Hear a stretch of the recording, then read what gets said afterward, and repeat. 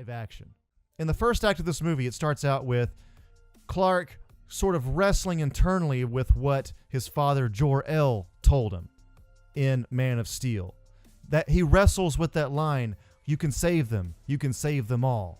Superman, Clark Kent, he wonders to himself, what did he really mean by this? Am I crazy? Why do I keep thinking of this? Why can I not get this out of my head?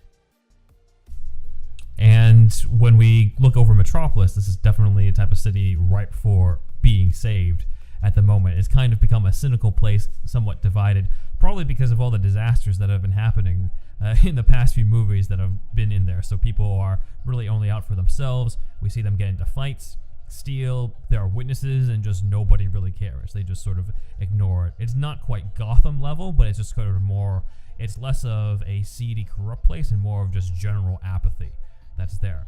If there's lost tourists, no one's around to help them. Nobody mugs them, but no one's around to help them. People are kind of just done with helping each other. And again, the city is ripe for a hero to give them hope. And that hero arrives in the form of Metallo. That's right, everybody. Metallo. Metallo is introduced as the Man of Tomorrow. So who would be Metallo in this version, Andrew? Who would be Metallo in this version? Maybe a John Hamm type. Perhaps a Sam Rockwell. We don't have that particularly planned out at the moment, but somebody that is kind of Superman-like.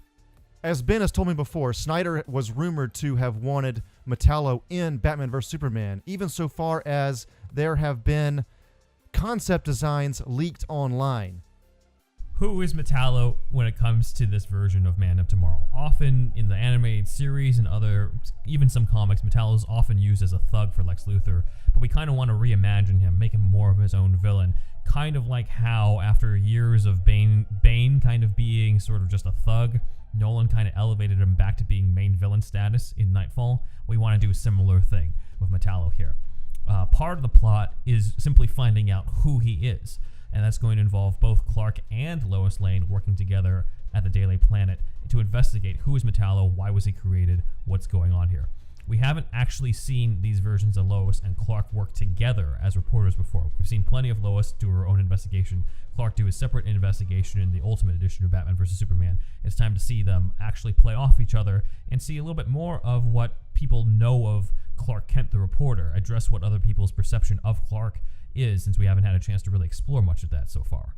Just to be clear, we're not asking him to be a Christopher Reeve clone, but it would be a good idea to get a good distinction between Clark Kent the reporter and Superman. Exactly. So again, we don't want to see Cavill bumping into a whole bunch of people, knocking over desks and all that stuff. We've seen that before. It was fine in the Christopher Reeve stuff. It's time for a new update. Journalism is definitely a hot topic in this day and age, and so that makes Clark Kent even more relevant than ever.